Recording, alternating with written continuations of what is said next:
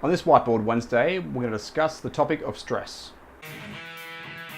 In the past, I've talked about stress and its relationship and importance when it comes to adaptation. And that then underpins things like supercompensation and the two-factor model. With training, we're trying to get the right amount of stress, and that cannot be overemphasized. Not as much stress as we can, but the right amount of stress. That is, not too little and not too much. We want an amount that leads to an adaptation that's as efficient as possible. We need to understand what stress is so we can ensure that our training has the right dose of stress that leads to the most efficient adaptations and also avoids the chance of either exhaustion or even injury. There are two broad types of stress.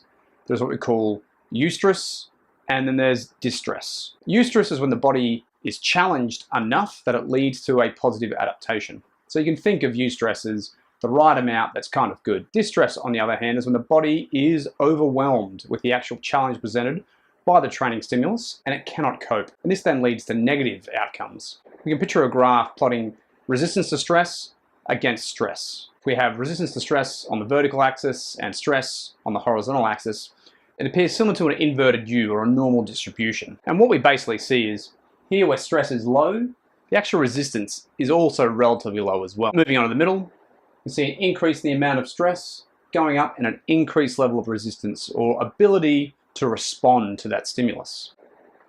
Moving on further though, we then see a sharp decline in our ability to resist and compensate from that stress. And that is the realm of distress. That is, we've got too much stress in the system and we can't actually improve. This can be realized a few different ways. Physically, it could be overreaching, overtraining. If it's psychological or mental, it could be burnout. We can also plot tolerance to stress against stress as well. And what we'll see is our tolerance remains relatively high until a certain point where the stress becomes too much, and again, it drops off sharply. We can also look at the relationship between fatigue and stress. So fatigue, that is reducing our capacity on the vertical axis, and stress along the horizontal axis. As stress increases, so does fatigue. And it gets to a point where fatigue will again overwhelm the system, and we can't elicit the right level of performance needed in training. When we talk about stress, we don't just mean the specific stimulus of training stress itself, we actually mean all forms of stress overall. And that's really important to consider as well. So if you have a lot of stress from work or your home life, that can actually interfere with your training as well. The reason for this is stress is cumulative. So all stress adds up. Your body only has a capacity to deal with so much stress overall. And you might find that the training volume and the training intensity isn't that high, but you keep just having really bad days. You feel flat, or you can't really bring to bear a good level of performance that you need during training. Think of your body only having a certain capacity for stress and a certain amount of adaptive energy that is ability to tolerate with so much stress overall. When you exceed that limit, as we've shown here with resistance, tolerance, and fatigue, we'll see some form of breakdown. It could be a breakdown in our technique, could be overreaching, overtraining, could be that feeling of being burnt out psychologically, a loss of motivation when you just don't want to train, or you feel really banged up. You're not necessarily injured, but you feel really flat when you train, and you can't do the required work. We can look at stress in a general sense or a specific sense, but regardless, stress is cumulative. It all adds up collectively. There's only so much stress overall your body can handle. When we look at training stress specifically, it's not just our energy systems and muscles that are subject to this stress. It's also connective tissue, our endocrine system, as well as our nervous system, amongst everything.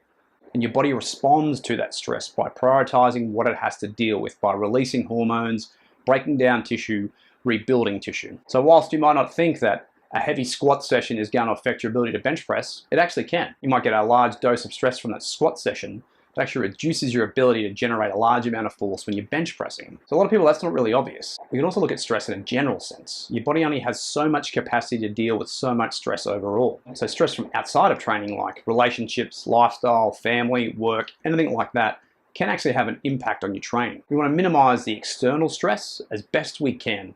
If we can't minimize, then we're going to have to reduce the amount of training stress we're going to undergo. Otherwise, we're not going to have that right amount of stress, and we're going to end up in a level of distress where we don't see any improvements in our performance at all. We're trying to accumulate and manage the correct amount of stress that causes those improvements in our performance. We need stress, but we need the right amount of stress. Practically, why does this matter? Firstly, you don't just jam additional training into a program.